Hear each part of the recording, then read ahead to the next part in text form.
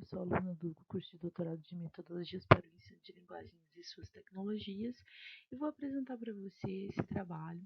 Ele se intitula As Mulheres no Exercício da Docência Superior, um estudo a partir da sinopse estatística, que é uma publicação que condensa as estatísticas relacionadas à educação no Brasil. Eu vou falar especificamente sobre o ensino superior. Introduzindo nosso tema, conforme Araújo, a docência feminina no ensino superior iniciou no Brasil por volta da década de 1970 e se intensificou desde então, principalmente na segunda metade de 1980, quando houve um aumento considerável em algumas universidades. Assim, é possível verificar que a presença feminina vem se consolidando no trabalho. No entanto, a gente percebe que há uma diferença ainda entre o número de mulheres e homens. E para confirmar isso, o objetivo do nosso trabalho é apresentar um panorama do número de docentes mulheres no ensino superior nos últimos 5 anos, considerando os dados das sinopses estatísticas da educação superior. Nós vamos falar aqui especificamente sobre os últimos 5 anos, analisando basicamente os dados relacionados a sexo, feminino e masculino. Vamos verificar onde estão esses docentes, se é instituições privadas, vamos fazer essa comparação com relação aos números totais e os números individuais, né, dessa participação feminina no ensino superior. Como referencial teórico, a gente utilizou alguns autores que destacam que a inserção feminina no mercado de trabalho se intensificou a partir de 1970 e continua se intensificando até os dias de hoje. De acordo com Kramer, Neto e Silva, na educação, a participação das mulheres é muito acentuada no ensino fundamental, no qual ocorreu uma intensificação, né, no processo de aprendizagem e correlação afetiva também, segundo esse autor. Há uma correlação entre o ensinar e o ofício de ser mãe. Então, no ensino fundamental, a gente observa uma participação, segundo esse autor aqui, maior das mulheres. Viana, por seu turno, destaca que as mulheres são maioria na educação básica, porém exercem atividades bem definidas na carreira. A educação infantil areguenta mais de, né, ou seja, congrega mais de 90% das educadoras, enquanto o ensino superior as mulheres ainda são minoria, em especial nas carreiras tidas como masculinas. Então, mesmo com essa participação maior das mulheres no ensino superior, mesmo com a participação dessa feminização da docência, os homens ainda ocupam lugares de maior prestígio e recebem maiores salários.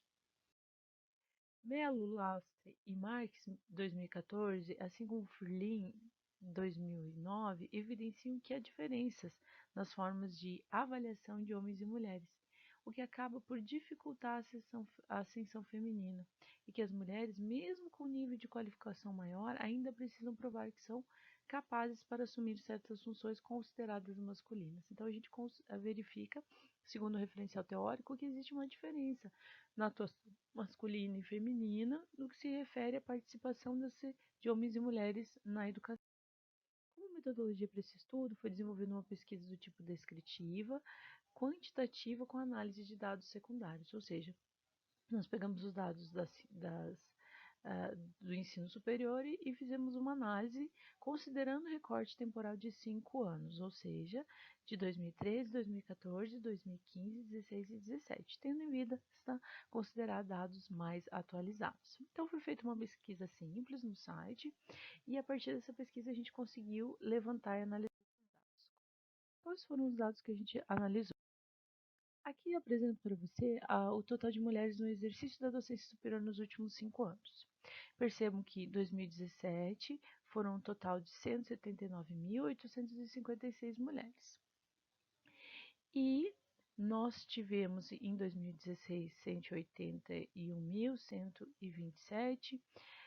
E aí aqui a gente consegue observar visualmente que há uma pequena diferença, há um contínuo de números, né? 179, 181, 182, 179, 173. Então, esse número tem se mantido estável nos últimos anos. Quando a gente compara, analisando esse gráfico, comparar o total de mulheres e homens no exercício da docência superior nos últimos 5 anos, fica evidente Aqui o laranja escuro é as mulheres, os homens o clarinho é as mulheres. A gente percebe que há uma prevalência no número de homens em detrimento do número de mulheres, ou seja, nós temos mais homens do que mulheres no ensino superior. Quando a gente compara o total de mulheres com o total de professores de maneira geral nos últimos 5 anos, para a gente verificar, diante do total de professores que estão atuando, né? Somando homens e mulheres, o quanto que corresponde à participação das mulheres. Então, fica visível aqui no nosso gráfico que ainda há um espaço para a gente crescer. Ainda teríamos, né, espaço para aumentar aqui e para que essa participação das mulheres crescesse e a gente tivesse mais mulheres participando do ensino superior. O total de mulheres, homens versus total de professores no ensino da docência superior nos últimos 5 anos. Então, esse marrom é o total, aí os homens e as mulheres. Aí a gente consegue mais uma vez verificar que a gente tem aqui uma prevalência, né? Um maior número de homens, menos mulheres, nesse total de professores. Então, fica claro que a gente tem mais homens atuando no ensino superior atualmente do que mulheres.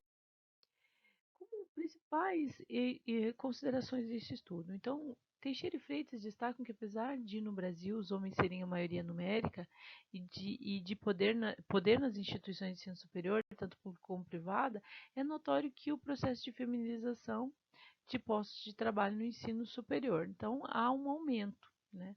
Os dados apresentaram que os homens são sua maioria e existe uma significativa diferença numérica entre os sexos, né? Ou seja, temos muito mais homens do que mulheres. E um outro ponto que a gente identificou é que a grande maioria das mulheres estão em instituições privadas. Então, quando a gente compara o número de mulheres em instituições públicas, sejam estaduais ou federais, o maior número de mulheres está nas instituições particulares, privadas, né? Como estudos futuros, podem ser feito um estudo cursando os dados totais com os dados de titulação, para saber como está o grau de instrução das mulheres que atuam na docência. Então, a gente conclui que efetivamente existem mais homens que mulheres, e como um estudo futuro, a gente sugere que se cruze esses dados com a questão de titulação, para ver qual que é o grau de instrução que as mulheres têm, se elas são mais mestres, se elas são mais doutores. E por fim, apresento aqui algumas das referências que eu usei no meu trabalho. Eu gostaria de agradecer a atenção, dizer que foi muito bom desenvolver esse trabalho, falando da mulher e da importância dela, sempre pensando na importância da atuação feminina no ensino superior. Muito obrigada.